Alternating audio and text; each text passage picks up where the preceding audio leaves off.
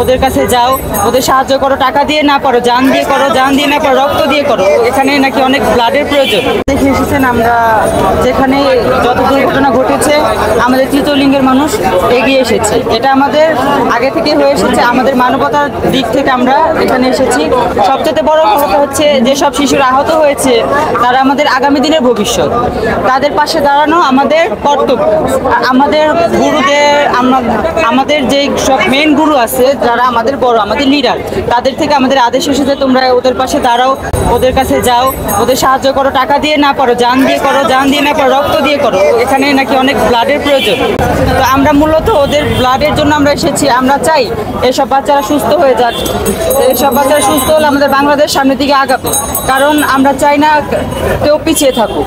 আমরা যে কিছুদিন আগে ফেনীতে বন্যা হলো, সেখানেও আমরা ত্রাণ দিয়েছি যথেষ্ট পরিমাণ। আমরা সাধ্যমতো চেষ্টা করেছি। বঙ্গমার্কেটে আগুন লাগলো, সেখানে আমরা সাধ্যমতো চেষ্টা করেছি। সাধ্যের বাইরে তবে কিছু করা যায় না।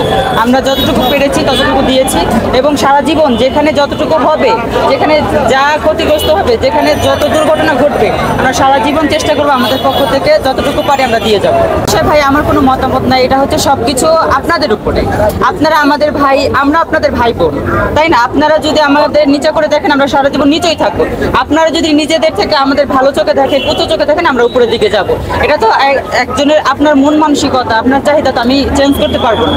আপনি যদি আমাকে নিচে চোখে দেখেন সেটা আপনার ব্যক্তিগত ব্যাপার। আপনি যদি আমাকে বড় করতে চান, সমাজে এগিয়ে নিয়ে যেতে চান, সেটা হচ্ছে আপনার ব্যাপার। কারণ আমি তো জোর করে যেতে পারবো না। আপনারা আমাদের নিচে চোখে দেখেন, সেটা সম্পূর্ণ আপনাদের ব্যাপার। আপনারা যদি আমাদের ভাই মনে করে, বোন মনে করে সামনের দিকে এগিয়ে নিয়ে যেতে চান, তাহলে অবশ্যই আপনারা ভালো চোখে দেখবেন, তাই না? এটাই হচ্ছে সবচেয়ে বড় কথা। সবার উদ্দেশ্যে আমি একটা কথাই বলতে চাই, আমরা যেরকম ভাবে ক্ষতিগ্রস্তদের পাশে এসে দাঁড়িয়েছি, আপনারা সারা বাংলাদেশের মানুষ যে যতটুকু পারেন, টাকা দিয়ে না পারেন জান দিয়ে অন্তত চেষ্টা করেন, অন্তত ব্লাডটা দিয়ে চেষ্টা করেন।